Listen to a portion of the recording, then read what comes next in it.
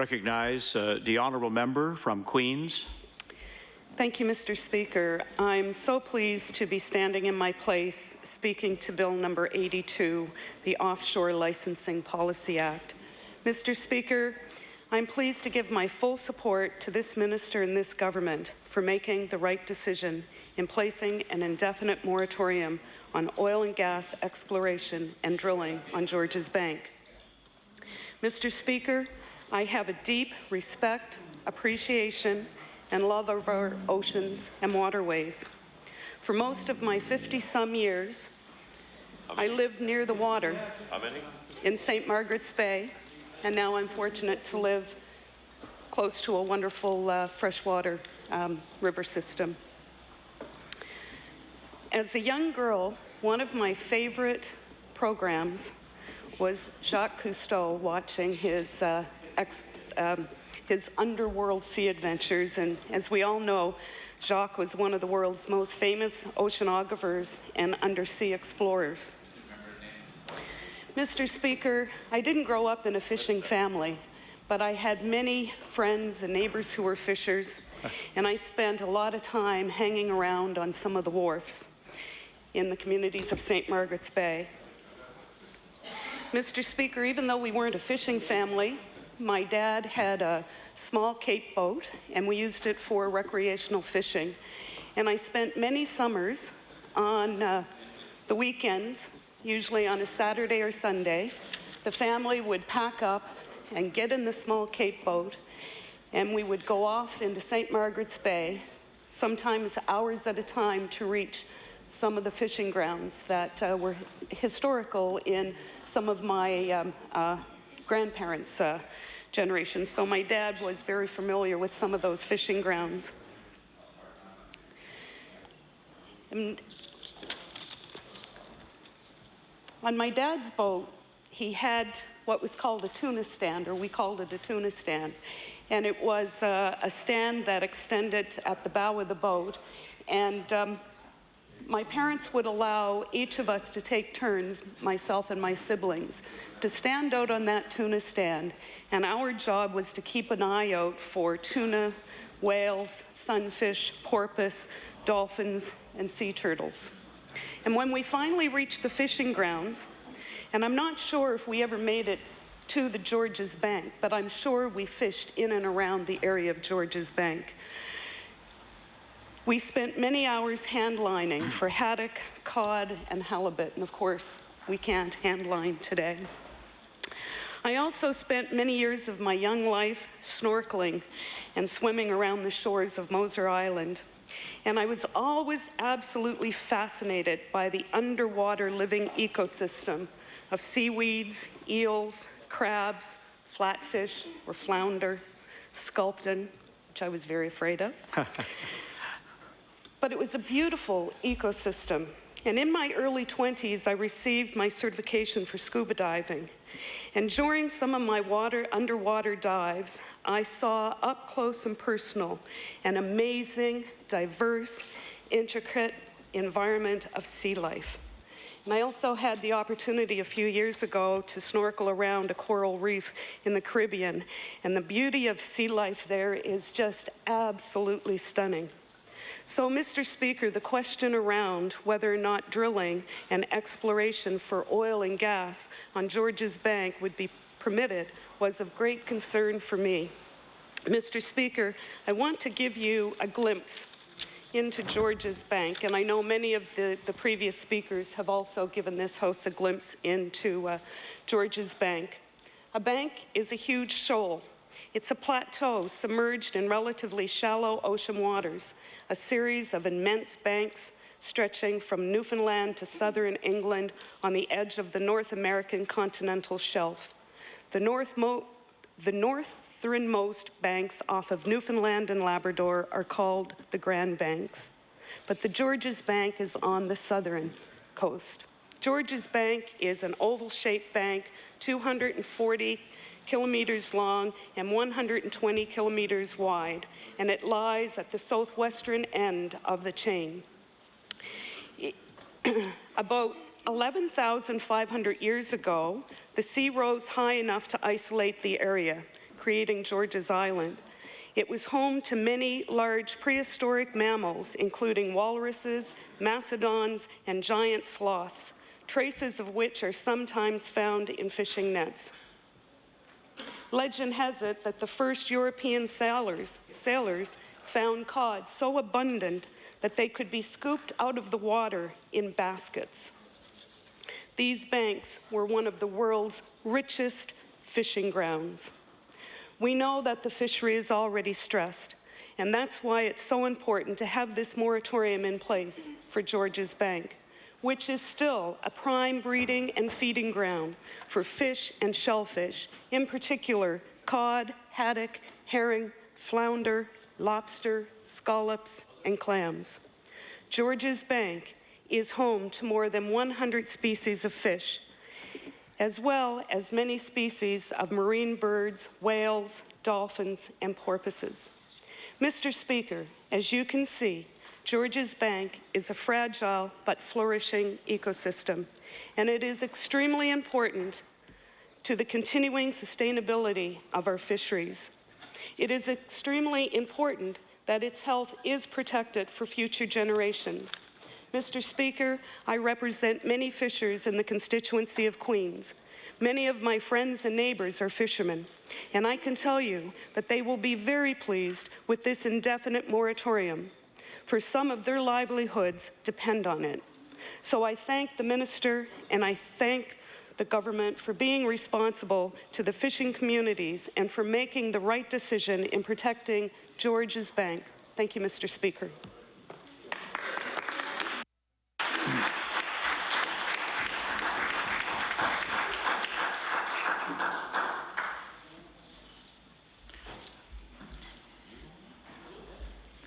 I recognize the honourable member from Yarmouth. Thank you, Mr. Speaker.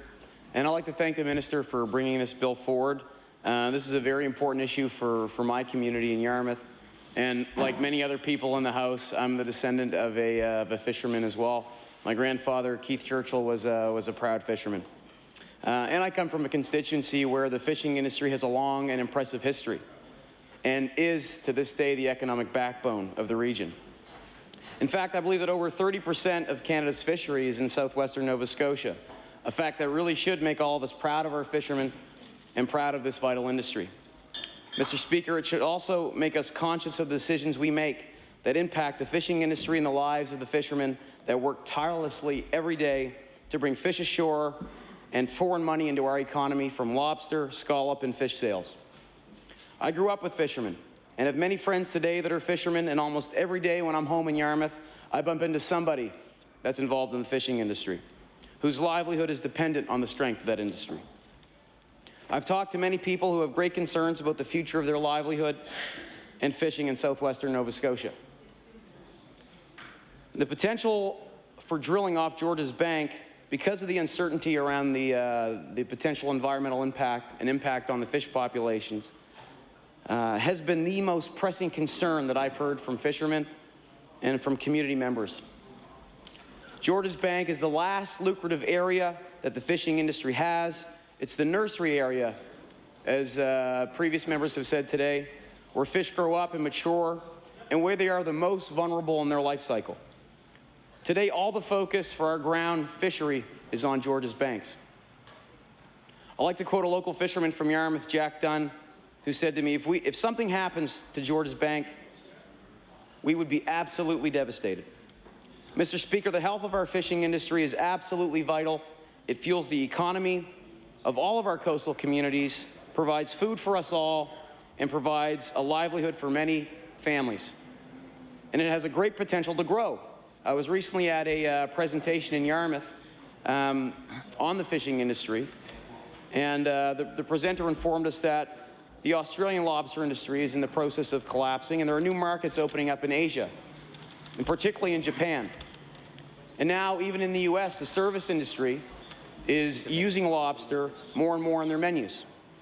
And with the potential to enhance the processing of our fish, creating value-added products, the future of this historic industry can be just as impressive and important as its past, and even better.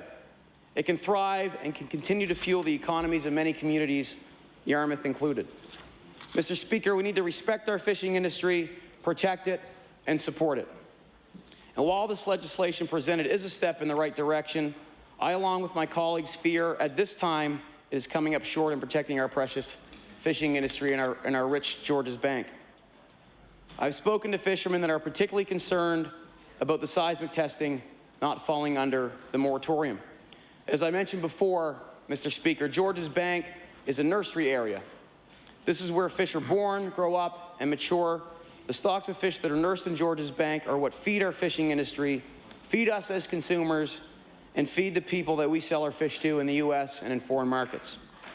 The species in Georges Bank are vulnerable and could be affected by seismic testing. The larvae especially are at risk. Seismic testing could kill many larvae and have a negative impact on the ecosystem of the area. Mr. Speaker, if we damage the ecosystem, we put our fishing industry and our economic base at risk. Another apparent weakness in this bill is the fact that it can be overturned by a simple resolution, which seems to be unusual for this process in dealing with a bill of such magnitude. That is why I hope the minister will be open to amendments as we move forward with this process, ones that strengthen this bill and ensure that the livelihood of our fishermen and the ecosystem of our precious and rich Georges Bank is fully protected. Thank you, Mr. Speaker.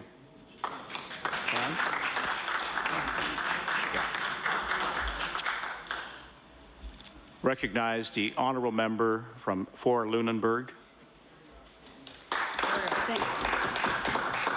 Thank you, Mr. Speaker. I'm pleased to stand in my place today and speak on Bill 82, which will extend indefinitely the moratorium on oil and gas explorations on the Canadian portion of the Georges Bank. As coastal people, Nova Scotians for centuries have understood and valued this unique marine ecosystem off the southwestern coast of the province. I support this bill, and many of my constituents have asked me to do the same on their behalf. At local dinners and breakfasts and events, people talk to me about this. The fishermen were very concerned and are all very pleased that this is the stance the government is taking. As the Minister of Energy has said, our government understands the importance of balancing our fishing industry, our environment, and offshore oil and gas explorations. Recent disasters in the Gulf of Mexico have made us all acutely aware of the need for caution. On the Georges Bank, we have a unique situation where there is a current flow going around the bank continuously, which picks up warm, nutritious waters from the Gulf Stream and spreads them to the bank. This nutritious current, they have created the most productive waters in the world. The warm Gulf waters form a gyre, which is mostly captive on the shoal area of the bank. Any material that is released into the bank drifts through this gyre for a period of time before dissipating. It's such a unique situation, and it's been said that no other place in the world's oceans has this type of phenomenon. These waters are one of the most important breeding and feeding grounds for varieties of fish and shellfish. My constituency of Lunenburg, Mr. Speaker, has a long and famous history of fishing and boat building the boats that took the fishers to sea. For centuries, the bountiful codfish inshore and on our fishing banks was the basic commodity produced for international trade. It was the cod that drew the early fishers and colonists and successful merchants to the coastal areas of Nova Scotia. Lunenburg, Mahone Bay, and Riverport have been long involved in the fishing industry. Mr. Speaker, our area is famous for boat building as well, and building these boats that took the fishers to the fishing grounds. Hard-working dories, Cape Islanders, and schooners were built here. The famous, of course, is the Bluenose. She was a hard-working schooner known for her speed and elegance. And I'm pleased, Mr. Speaker, that the refit of the Bluenose 2 is underway now in Lunenburg, being done by a highly skilled team of boat builders from my constituency. The alliance of Covey Island Boatworks, Lunenburg Foundry, and Snyder's Shipyard are known now as the Lunenburg Shipyard Alliance, working collaboratively on this project to be a success, bringing many jobs to our area, in which we're very pleased. At one time, when the whole fishery was more viable, many people worked in fish plants in Lunenburg and Riverport, making a living in their own communities. Fishing boats would travel 150 miles to George's Bank, working tirelessly through every type of weather, bringing home great bounties of fish. Families worked together on these boats, and at times, tragedies at sea would result in deaths of many in a community at one time. Fishing has always held many dangers and is not for the faint of heart. These strong people are very pleased that we are supporting this moratorium. Due to the overfishing of freezing trawlers in the 60s and 70s, disputes over jurisdiction became an issue. The boundary decision made 16 years ago in October 1984 by the International Court at The Hague allocated 5/6 of George's Bank to the United States and 1/6 to Canada. It is important to remember that George's Bank represents only 5 to 10% of the area for gas and oil exploration, leaving so much of the offshore unexplored. By implementing this moratorium on George's Bank, it sends a clear message to oil and gas companies just where they can operate. The world is looking at finite resources of oil and gas in a different way now, in 2010, than it did even in the late 90s. We are well aware of the challenges that climate change is having on the world and the move to renewable energy sources. Our government, Mr. Speaker, has set high goals in this area and is committed to forward thinking regarding green technologies. It takes time for new technologies to be developed, and in the meantime, industry is constantly improving its methods of exploration and drilling. I am convinced there are many innovative companies working in new areas that will revolutionize energy production in the future. Mr. Speaker, I am pleased to be able to stand in my place and speak to the issues related to Bill 82 today. I've received many emails and phone calls, good ones I might add, which it's always a pleasure to receive in my office. To quote the Minister of Energy, exploring and drilling activity will not happen in this area of our offshore unless factors such as science, technology, and environmental protection provide us with confidence to proceed. Protecting George's Bank and its unique ecosystem is the right thing to do for the environment and is the right thing to do for the people of Nova Scotia. Thank you, Mr. Speaker.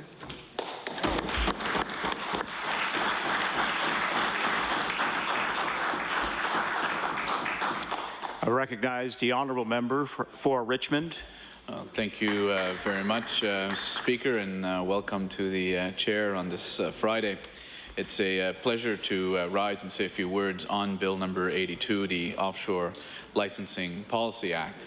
And I certainly want to commend the Minister of Energy for bringing this bill forward and for allowing us to have a discussion on this issue, which has been a most sensitive issue for Nova Scotians over the last number of years when it comes to the issue of drilling or exploration on George's Bank.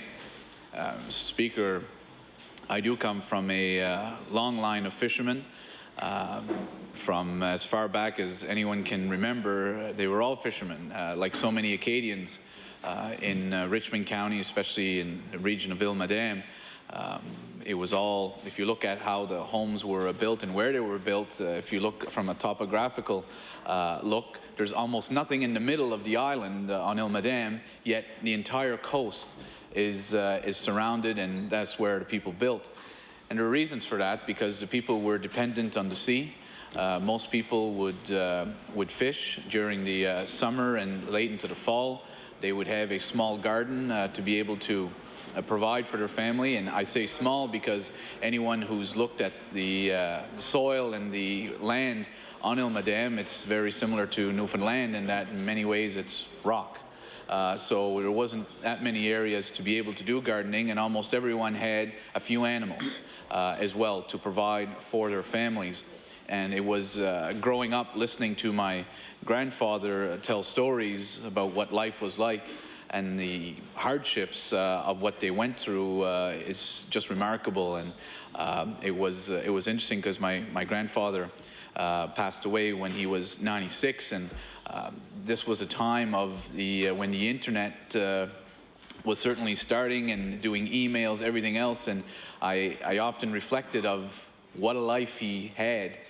From starting off with no electricity and no cars, no TVs, the very modest beginnings, and ending his life knowing that his family and his siblings were able to communicate with each other over the internet.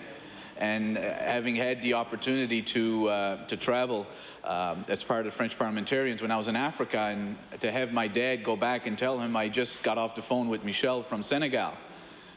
You know, the thought that he had lived that kind of a lifespan, and I often wonder, what will we be able to say, should we live that long, of what we've seen, the changes from our youth to our time of passing, and how life will have changed. And that's a story, Mr. Speaker, that's repeated throughout our province of what people have gone through. And so certainly for my family, fishing was our livelihood. From, as I mentioned, my grandfather, and then my father started working in the local fish plant, went off to work in carpentry, and then came back to the fishery as my grandfather started to go up in age in order to work with him in the fishing industry.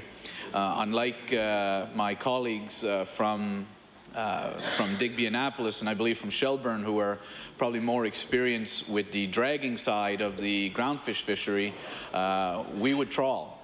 And trawl is when you have a main rope, basically, and you have snoods, we would call them. I'm not sure if there's any other official name for them, but back home they were snoods with a hook attached to it. And basically you would take this, and it would be in a tub, and as the boat would be going, you would continue to have it going off the boat, and it would basically lay on the ocean floor. And I was amazed that, having had the opportunity to fish with my father, and my father, like so many other fishermen, left school at an early age to help out with help his family and help his parents. And it amazed me that with such limited formal education, that someone could take the electronics of a GPS using the sounder and be able to put this piece of rope right on an edge, you know, hundreds of feet under the water. It was just amazing at how that could be done, and how specific you had to be able to put that rope on the bottom of the ocean if you were going to have success. So I had the opportunity growing up, I believe, I was one of those kids, Mr. Speaker, that wherever Dad went, I went. And my mom would often joke that when I'd come home from school, she could have been laying on the kitchen floor bleeding, and my first question was, where's Dad? Is he out in the shed? Is he down at the boat? Is he down at the bait shed? And so that was always my question. And so I consider myself, looking back, to have been blessed.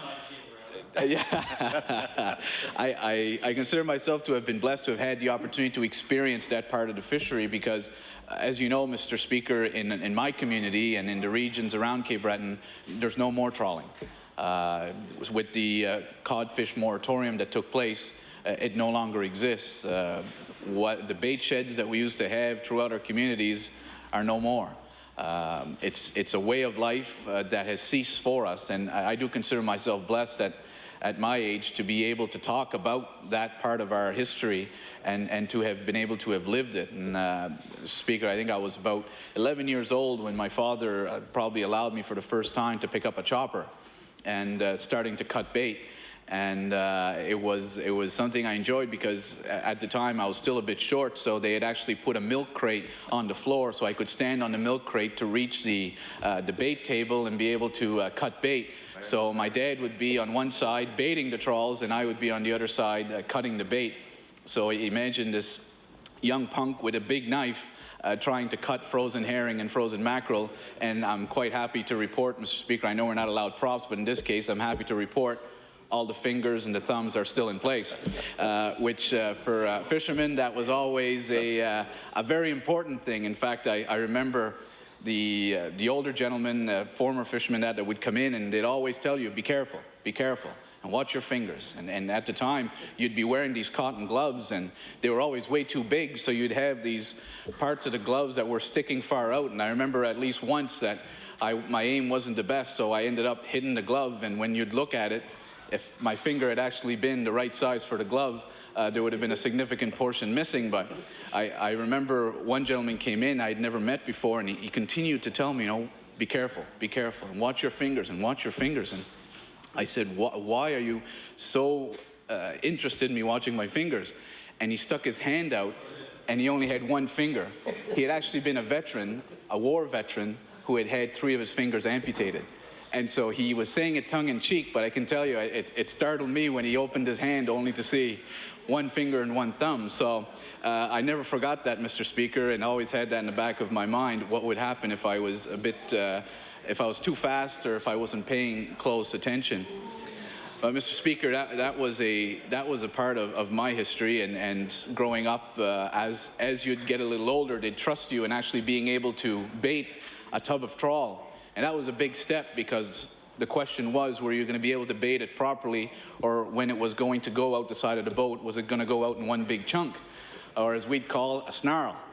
So that was always the challenge, and it was a matter of pride. Not only a matter of pride, but the crew would be awful upset when they came back to shore if you had actually, what you had been baiting, the 300 hooks, went out in one shot rather than going out one at a time.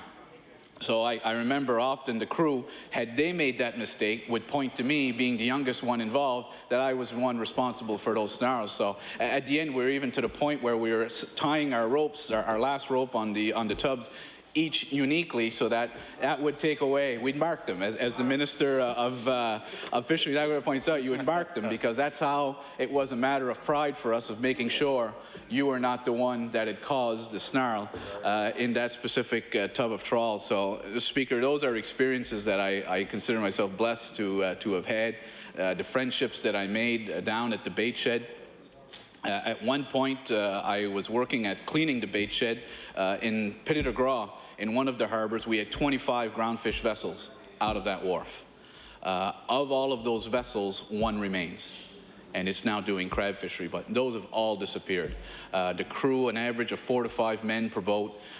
Imagine that's how many people you had. So when you'd show up on a Saturday morning at 6 o'clock, that was the hotbed of activity in our community. In fact, many of the older people would actually come down, because that's where they'd have some socializing, and everything would take place there. And I joked, I spoke at an event in Richmond County Business Forum, and one of the gentlemen who was being recognized for a business he started, making bait bags, lobster bait bags and crab pot bait bags. And this was a gentleman I had grown up with, basically.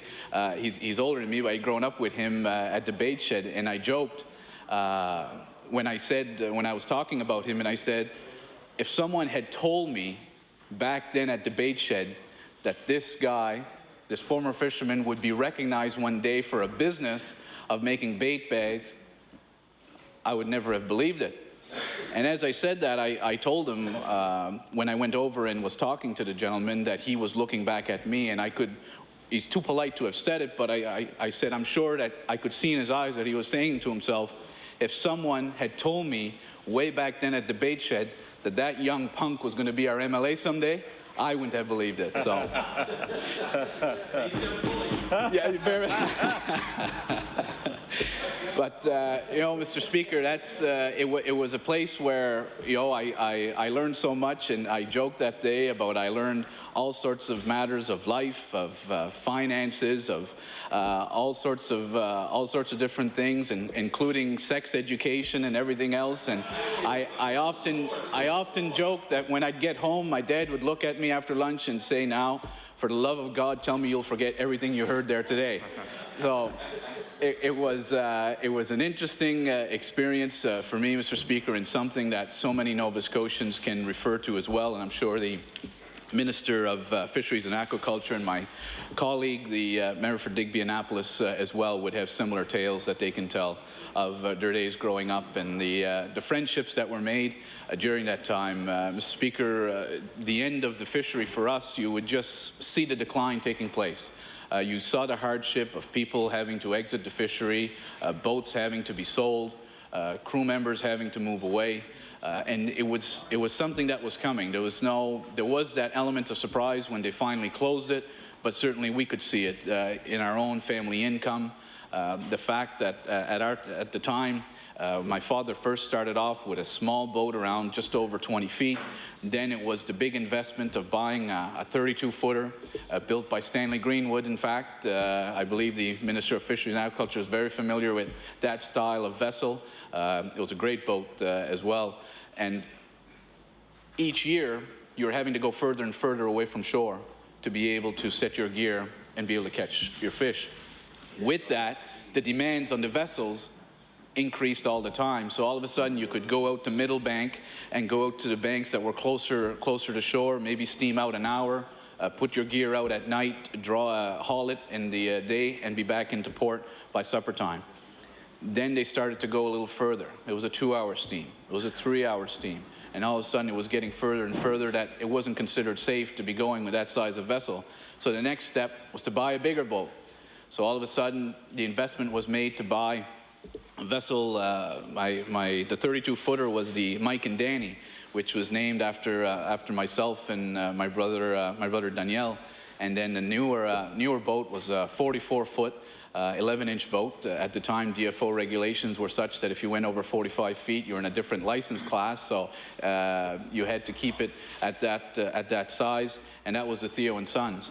And she was decked over, and she was a longliner. And that's the vessel that I had the opportunity. I did my maiden voyage with them. It was not a pleasant experience. We were in a storm, and we stayed out for almost 2 days, and I've never been so sick in my entire life. Although I'd actually done quite well fishing before that. With the 32-footer, I was fine, never got sick, and everything went well. But I'm happy to report all of the other crew was sick as well, so I wasn't the only one, and it was really nasty weather. But with that boat, Mr. Speaker, at the end, we were fishing on Bankrow Bank. A 44-foot, 11-inch boat, we were steaming out anywhere from 18 to 24 hours to get to those grounds. Mr. Speaker, looking back, we all think we were crazy because we were fishing alongside the national sea boats, 100-foot draggers, steel boats, and they were there in the same grounds as us on Bankrow Bank. And here we were, 5 men in a 44-foot, 11-inch boat, 20 hours away from port, had a storm hit. Where do you go? And you know, we have some stories, Mr. Speaker, of some of the crews home having very close calls. One of the crew was the same exact vessel as ours, hit a rogue wave that actually lifted the top of the boat off of the hull, so that they had 3 to 4 inch gap all along the front of the boat where what we'd call the house. And so here you had the water, the waves crashing over the boat, coming directly into all the equipment and everything else. And they had nowhere to go, Mr. Speaker. They had to stay there. When you're steaming 20 hours, you really have nowhere to go. And so that's what we went through, and right till the very end, that's where we were fishing. And I actually was in my first year university that summer. We fished from May right till the end of August, and it was a tremendous experience. And ironically, Mr. Speaker, that was the last year of the codfish fishery, and as a result, that was the end of our business in the fishery. My dad had to sell the boat, sell his license, and get out completely. So we really know, and we saw firsthand the hardship of that. And I can tell you, Mr. Speaker, I consider myself fortunate because, as I mentioned earlier, I was the type of kid that always followed my dad, and I loved fishing. And had my dad told me, I want you to stay in the fishery with me, I would have never have gone to school. In fact, I would have probably left high school had he told me, because that's the type of joy I had in fishing. And I was that type of kid that always followed his father and would have taken his advice.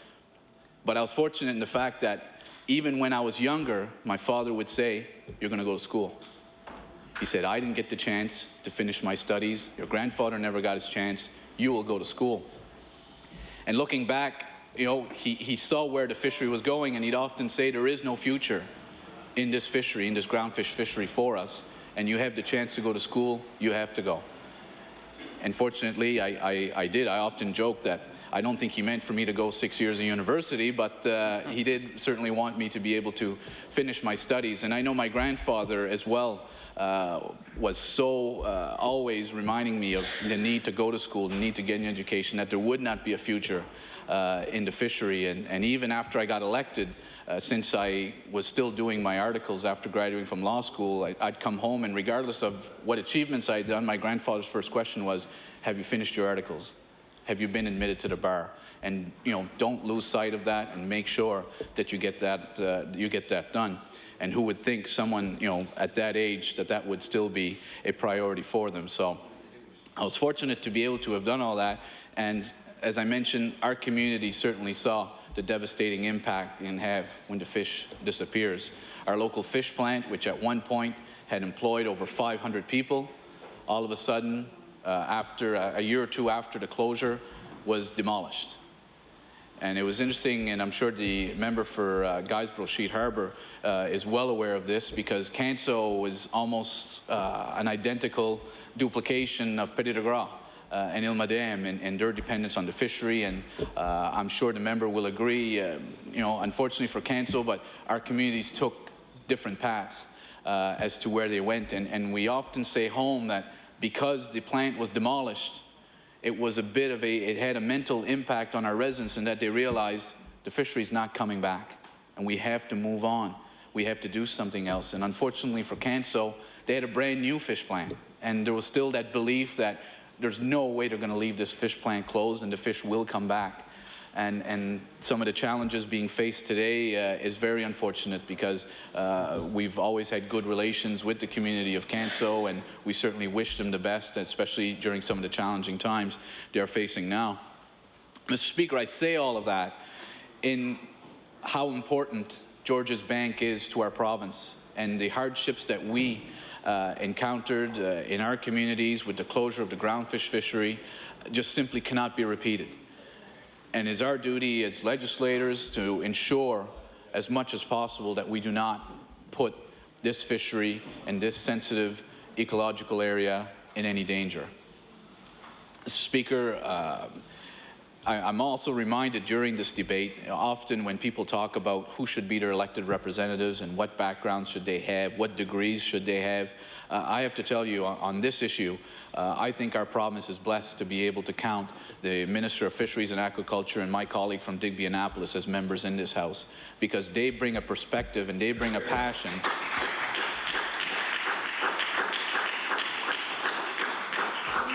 Mr. Speaker, and I'm a lawyer, and so when I say this, but no doctor, no lawyer, no accountant, no physician, no expert on matters will bring to you the passion, the knowledge, and the wisdom that those two members can bring on matters relating to the fishery and on matters relating to what life is like off the coast of Nova Scotia. And I think that really enriches our province to be able to have those types of voices and those types of backgrounds here in this House.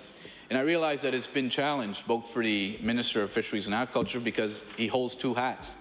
On one side, he's the Minister of Fisheries and Aquaculture. On the other side, he's the Minister of the Environment. And then he's got his colleague who's the Minister of Energy. And we're always looking to find ways of how can we grow our offshore energy industry. And that is the challenge. And I know it was a challenge for the minister, because he would continually stand in his place and say we're going to rely upon the best science, on the best evidence. And he really had no choice but to give that as an answer.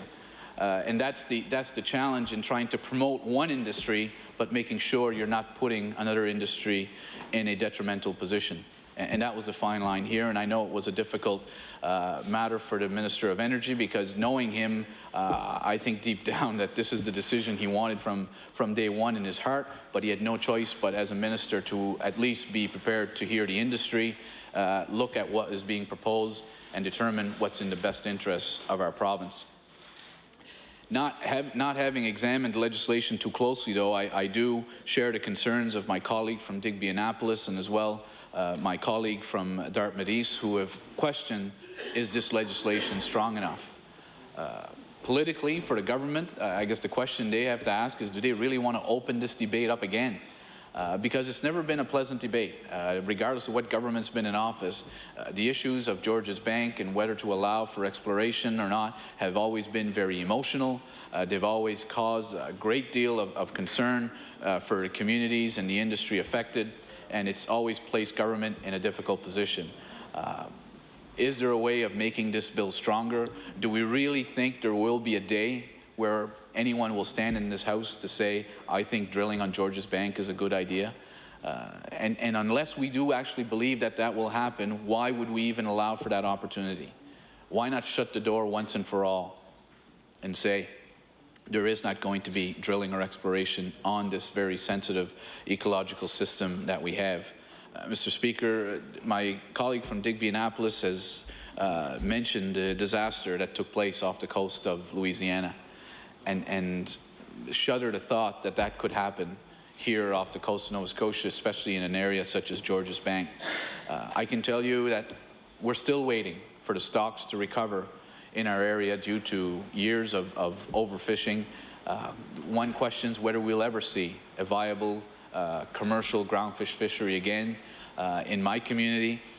The silver lining in that, Mr. Speaker, is that our lobster fishery has rebounded, that landings are such that have not been seen before. Prior to my grandfather's passing at 96, they had never seen the landings of what's been taking place off of our coast in the last 5 years. As well, Mr. Speaker, our crab fishery has certainly blossomed in our area as well, which is now one of our main employers in Richmond County, and one that certainly needs to be protected for the long term. So, Mr. Speaker, it's our duty to make sure we do everything we can here in the House of Assembly to protect Georges Bank, to protect the communities that would be potentially impacted by drilling. And I do hope that the Minister of Energy will be prepared to look at any amendments that might be coming forward during the law amendment stage that will strengthen this bill, that will allow us to be able to tell Nova Scotians that they can rest assured that Georges Bank will be protected, that the bountiful harvest that it has provided for so many years, we all hope will be able to continue without the risk of drilling and the potential dangers that are involved in that. So, Speaker, with those comments, again, this is one of those issues which anyone from Nova Scotia, especially those of us who represent the coastal areas, is very sensitive to, and we want to ensure that we're not having to do this debate on an annual basis, or hopefully I don't have to hear it again during my career here in this legislature. And something tells me I don't really think the Minister of Energy or the Minister of Fisheries and Agriculture really want to have this debate again either. But with those words, Mr. Speaker, I would move that we adjourn debate on Bill number 82, the Offshore Licensing Policy Act.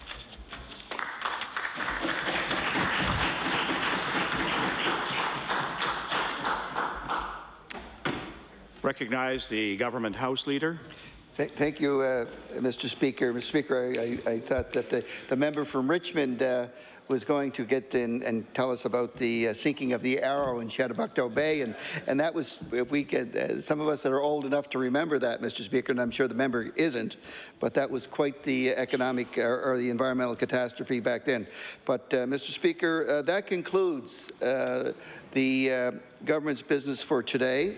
I want to say that we will be meeting on Monday from the hours of 7 p.m. to 10 p.m., at which time we will be calling Bill 82, Bill 83, and Bill 85 if time permits. So I wish you to now rise to meet again on Monday at the hours from 7 p.m. to 10 p.m. Thank you, Mr. Speaker. The motion before the House is that it do now adjourn to meet on Monday at the hour of 7 p.m. All those in favor say aye. All those opposed say nay. Motion carried. The House stands adjourned until Monday at 7 p.m.